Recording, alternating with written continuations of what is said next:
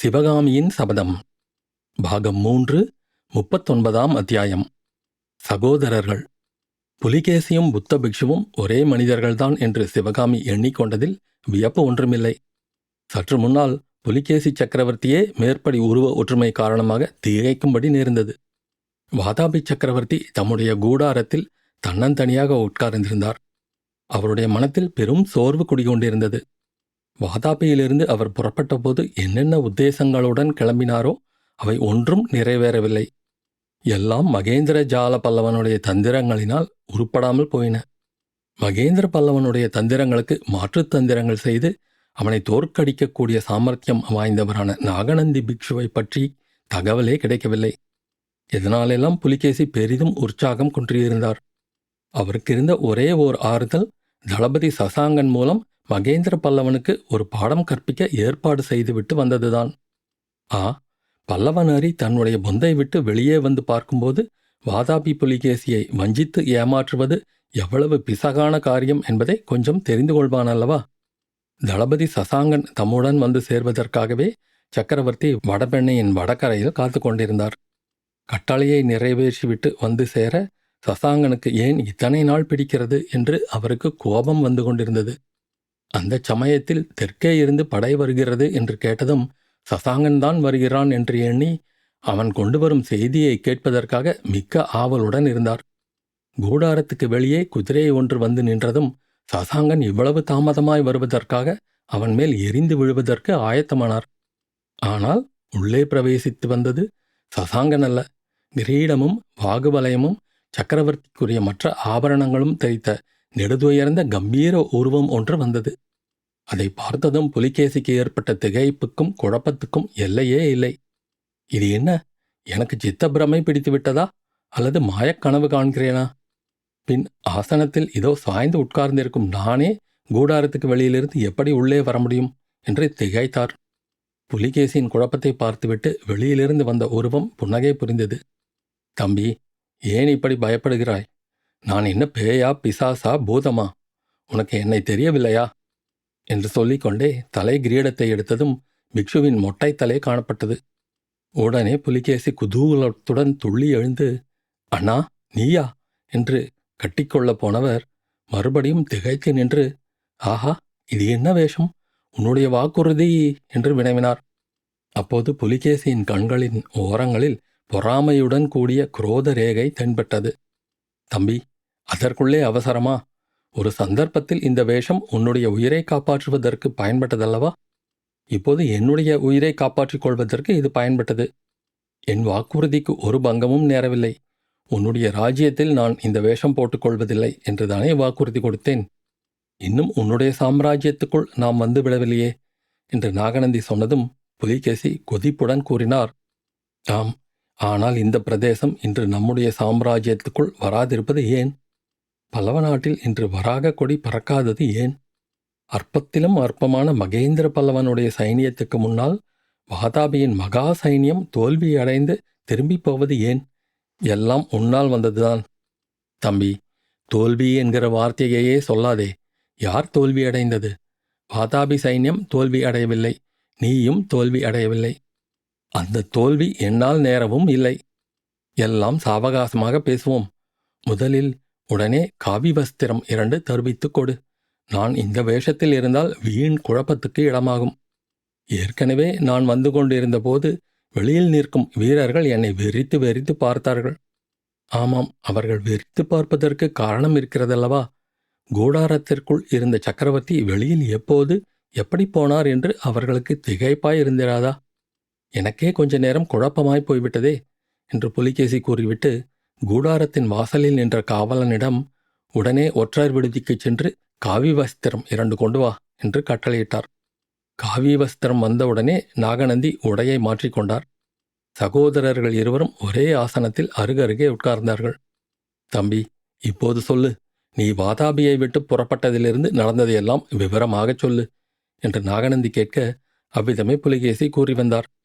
எல்லாவற்றையும் கவனமாக கேட்ட பிறகு பிக்ஷு கூறினார், ஆஹா, மகேந்திர பல்லவன் நான் நினைத்ததை காட்டிலும் கெட்டிக்காரன். நெடுகிலும் நம்மை ஏமாற்றி வந்திருக்கிறான். அண்ணா, ராஜ்யதந்திரத்தில் உன்னை வெல்லக்கூடியவன் இந்த உலகில் எவனுமே இல்லை என்று நினைத்திருந்தேன். ஆரம்பத்தில் நான் ஒரே ஒரு தவறு செய்தேன். அதன் பலன் நெடுகிலும் விபரீதமாக போய்விட்டது. அடிகளே, அது என்ன தவறு? பரஞ்சோதி என்னும் பிள்ளையின் முகத்தை பார்த்து என் மனம் சிறிது இளகிற்று. அந்த திருட்டுப் பயலை நம்பி ஓலை கொடுத்து அனுப்பினாய். அதற்கு காரணமானவன் நீதான் தம்பி. நானா? அது எப்படி? பாண்டிய நாட்டுக்குப் போய் அங்கே வேண்டிய ஏற்பாடுகள் செய்துவிட்டு காஞ்சிக்கு திரும்பி வந்து கொண்டிருந்தேன். வழியில் ஏரிக்கரையில் ஒரு பிள்ளை சோர்ந்து படுத்து தூங்கிக் கொண்டிருந்தான். உன்னை நான் முதலில் அதே நிலையில் பார்த்தது ஞாபகம் வந்தது. அதனால் என் மனம் இளகி அந்த பிள்ளையின் பேரிலும் விசுவாசம் உண்டாயிற்று. அவனுடைய முகக்கலையிலிருந்து பெரிய பதவிக்கு வரப்போகிறவன் என்று தெரிந்து கொண்டேன். ஆகையால் அவனை நம்மோடு சேர்த்து கொள்ள வேண்டும் என்ற சபலமும் உண்டாயிற்று. அவனிடம் உனக்கு ஓலை கொடுத்து அனுப்பினேன். அந்த ஓலை உன்னிடம் சேர்ந்து நீ நேரே வந்திருந்தாயானால் காஞ்சிக்கோட்டையை 3 நாளில் கைப்பற்றியிருக்கலாம். மகேந்திர பல்லவன் உன்னுடைய காலடியில் விழுந்து கிடந்திருப்பான். ஆனால் உன்னுடைய ஓலைக்கு மாறாக மகேந்திர பல்லவன் எழுதி வைத்த ஓலை என்னிடம் கிடைத்தது. அதன் பயனாக வடபெண்ணை கரையில் 8 மாதம் வீணாக்க நேர்ந்தது. மகேந்திர பல்லவன் ஒரு சிறு குதிரை படையை வைத்துக்கொண்டு யுத்தம் செய்யாமல் வெறும் பாய்ச்சல் காட்டியே ஏமாற்றிக் கொண்டிருந்தான். அதற்குப் பிறகு நான் காஞ்சிக்கு வந்து கோட்டையை முற்றுகையிட்டும் பயன்படவில்லை. அண்ணா, நான் வாதாபி சிம்மாசனத்தில் ஏறிய பிறகு முதலாக அடைந்த தோல்வி இதுதான். அப்பனே, அந்த வார்த்தையை மட்டும் சொல்லாதே. தோல்வி எது? யார் தோல்வி அடைந்தது? ராஜர்க சாஸ்திரத்தில் முதலாவது பாடம் என்னவென்பதை இன்னமும் நீ தெரிந்து கொள்ளவில்லையா? தோல்வி அடைந்து விட்டதாக ஒரு நாளும் ஒப்புக்கொள்ளக்கூடாது என்பதுதான். நீயே தோல்வி அடைந்ததாக சொல்லிக்கொண்டால் ஊரார் அப்படி சொல்வார்கள். உன் விரோதிகளும் அவ்விதமே சொல்வார்கள். தேசமெங்கும் புலிகேசி சக்கரவர்த்தி தோல்வியடைந்தார் என்ற செய்தி பரவும். ஹர்ஷவர்தனன் காதிலும் அது எட்டும். மகேந்திர பல்லவன் பொய்யாக எழுதியபடி ஒருவேளை உண்மையில் நடந்தாலும் நடக்கலாம். நர்மதையை கடந்து ஹர்ஷனுடைய சைன்யம் உன் ராஜ்யத்துக்குள் பிரவேசிக்கலாம். தோல்வி என்ற வார்த்தையை இனிமேல் சொல்லாதே தம்பி. நான் சொல்லாமல் இருந்துவிட்டால் தோல்வி வெற்றியாகிவிடுமா அண்ணா? மறுபடியும் தோல்வியை கட்டிக்கொண்டு ஏன் அழுகிறாய்? என்ன தோல்வியை நீ அடைந்தாய்? யோசித்துப்பார். கடல் போன்ற சைன்யத்துடன் திக்விஜயம் செய்ய தென்னாட்டை நோக்கி புறப்பட்டாய். வைஜெயந்தியை அழித்தாய். வடபெண்ணை கரையில் பல்லவ சைன்யத்தை நிர்மூலம் செய்தாய். காஞ்சிக்கோட்டையை முற்றுகையிட்டாய். தெற்கே கொள்ளிடக்கரை வரையில் சென்றாய். பல்லவன் சிறைப்படுத்தியிருந்த துர்விநீதனை விடுதலை செய்தாய். காவேரி கரையில் தமிழகத்தின் மூவேந்தர்கள் சேர சோழ பாண்டியர்கள் வந்து உன் அடிபணிந்து காணிக்கை செலுத்தினார்கள். அண்ணா, சோழன் வரவில்லையே. சோழன் வராவிட்டால் களப்பாளன் வந்தான். இதையெல்லாம் யார் விசாரிக்கப் போகிறார்கள் தம்பி? நீ திரும்பி காஞ்சிக்கோட்டைக்கு வந்தபோது மகேந்திர பல்லவனும் உன்னை சரணாகதி அடைந்தான். மகாபலியின் தலையில் மகாவிஷ்ணு பாதத்தை வைத்தது போல் நீயும் மகேந்திர பல்லவனுடைய சிரசில் உன் பாதத்தை வைத்து பிழைத்து போ என்று உயிர் பிச்சை கொடுத்தாய். அவன் கொடுத்த காணிக்கைகளை பெற்றுக்கொண்டு புறப்பட்டாய். காணிக்கை ஒன்றும் நான் கொண்டு வரவில்லையே அண்ணா.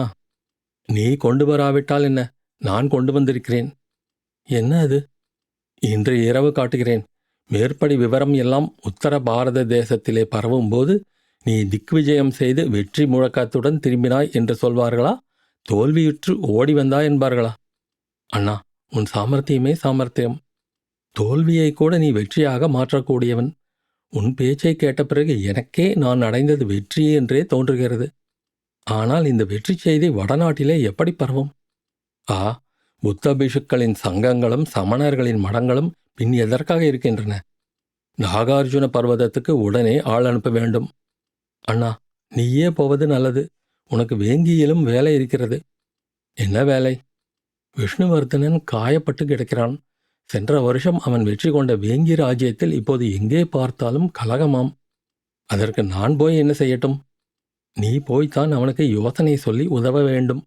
உன்னால் முடியாத காரியம் ஒன்றுமில்லையானா? தோல்வியையும் நீ வெற்றியாக்கி விடுவாய். என்னால் இப்போது வேங்கிக்கு போக முடியாது. ஏன்? காரணம் இருக்கிறது. அதை சொல்லேன். ராத்திரி சொல்கிறேன் தம்பி. சூரியன் அஸ்தமித்து நாற்புறமும் இருள் சூழ்ந்துவிட்டது. பூரணச்சந்திரன் உதயமாகப் போகிறது. இந்த கூடாரத்திற்குள்ளேயே அடைந்து கிடப்பானேன்.